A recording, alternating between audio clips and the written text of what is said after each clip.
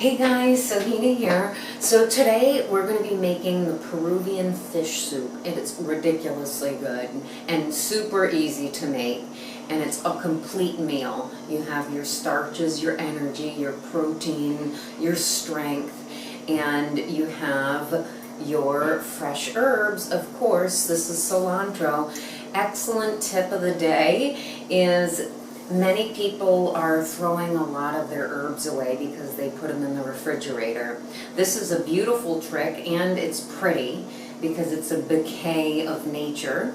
So what I do is put some filtered water in a vase, and I have it out, and it facilitates using it as well. So if I want to garnish something, hey, it's right there. I pluck it and put it in my dish. So it's a lot easier. So I'm going to be actually chopping this up finely and putting half in the soup and half to garnish so it's raw. Okay, so let's get started. I already cut this up. This is 2 stalks of celery, 2 onion that are small. Molly, get down. Come on. 2 small onions that are chopped finely. See, I'm making fish and she's smelling it, okay? And then I have 1 red, no, get down. Sometimes it's not easy doing these videos because sometimes it takes a little bit because I'm not always nice to these cats that bug you sometimes. So, 1 red pepper. And I save, no, Molly, get down.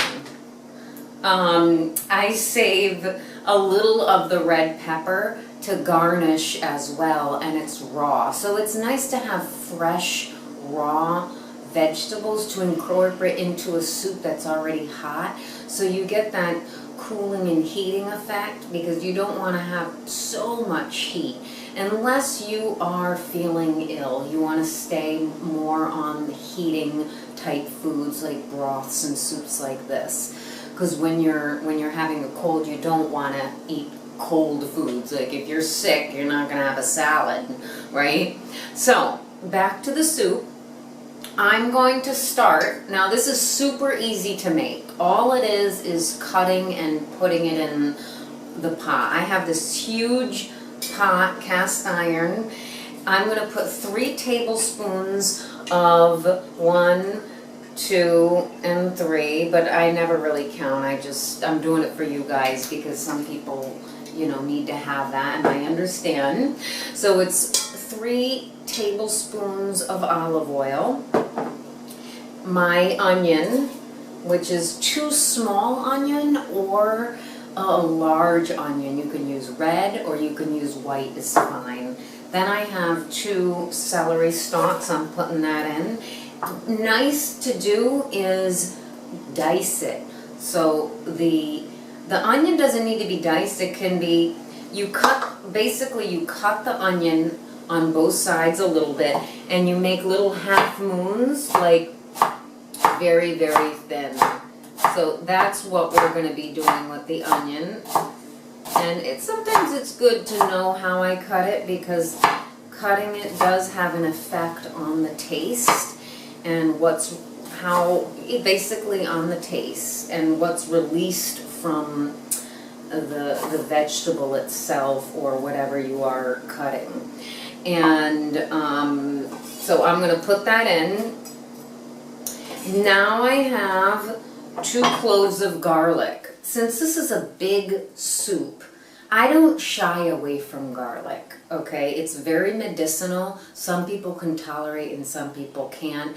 I'm putting 2 cloves here. I have cut down on the garlic, I must say, because I used to put like 5, 6 cloves of garlic and really make it super powerful. But being pitta, I really want to make kind of like not go overboard on such heating elements like the garlic. So you can use 1 garlic or you can use 5. It's a matter of taste and your constitution and what you're dealing with. So I'm going to chop this up, or I'm going to take my little doohickey here and squish them in, which is always easier to do. And put the other one in here. And basically what I'm going to do after this is saute it. And I'm going to cut that part off. I'm going to saute this. And I want to get every little bit of my food. I never like to waste anything in my kitchen. It's just precious and sacred food. So I'm putting that on my stove, and I'm going to turn it on to medium-low heat, and that's basically my rule for sauteing. I've never taken a cooking class before, and I've never watched necessarily a cooking show on that. This is just how my rule is you saute medium to low. Maybe that's the way it is in general. I don't know. So I'm going to saute that, and I'm going to add salt, some pepper, some chili flakes to give it a little bit of a kick. Or you can use, cayenne pepper or jalapeno, whatever type of kick you want to give it. Put it in there right now. And then I'm going to put 1 teaspoon of cumin powder. And I'm going to take that right now. Where is it? Where is it? Where is it? Here it is.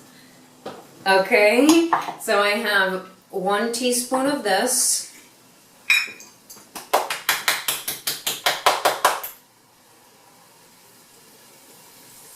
Okay, then of course my turmeric, which I'm going to put powdered. You can put fresh, totally.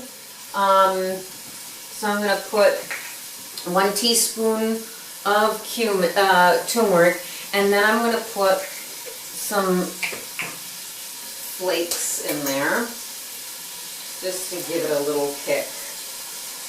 I always like to add a little kick in the winter, because since the winter's cold and dry, and you want to get that heat action going, the sweating action going. And that's it. So put that in, saute that till you get a little bit of a mush. You can put in your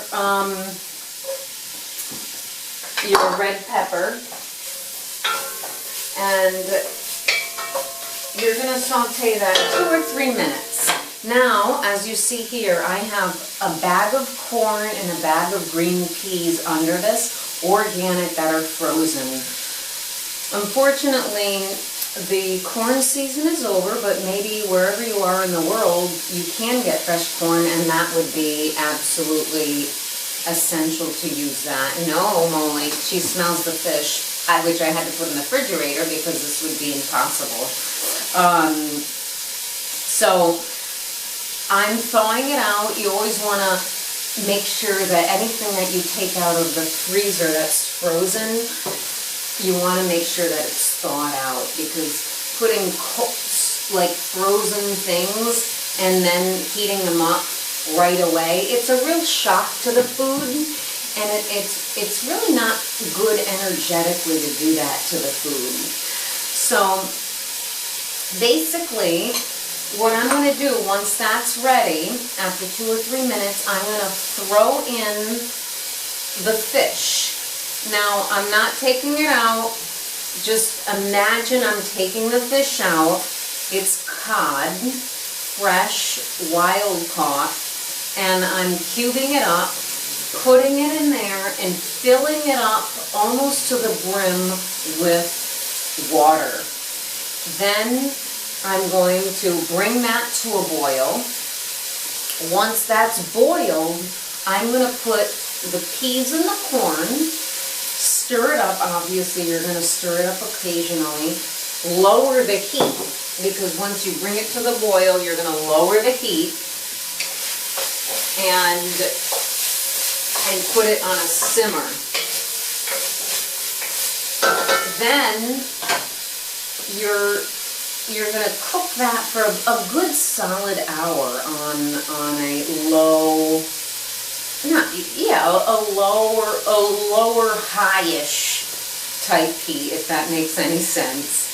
And you can add 1 cup of quinoa to give it a little bit more consistency and, heartiness, and that's what I'm going to do. And when I said you can add it, is you can add the quinoa, or you can add basmati rice or jasmine rice. You want to add a little bit of starch to this meal so it becomes a good, solid, complete meal.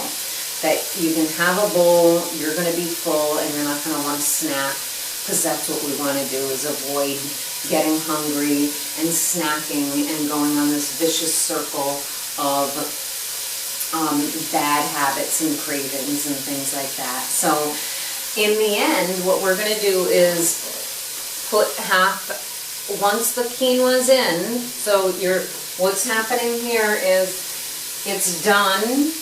The saute, we're throwing in the corn and the peas, we're throwing in the chopped cod, water up to the brim, then bring that to a boil, lower the heat, put in the quinoa, and then you're going to cook it for about an hour. The entire thing should be cooking at least an hour.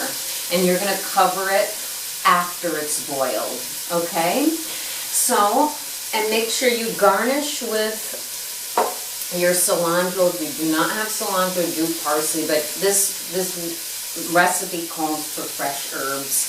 And if you have a little bit of the red pepper left over, great. And you want to definitely squeeze some fresh lime juice, which is really a nice touch to it. And it gives that Latin flavor. So that's my soup. I can't wait to have it tonight. And cheers to you. This is my golden tea, as they call it.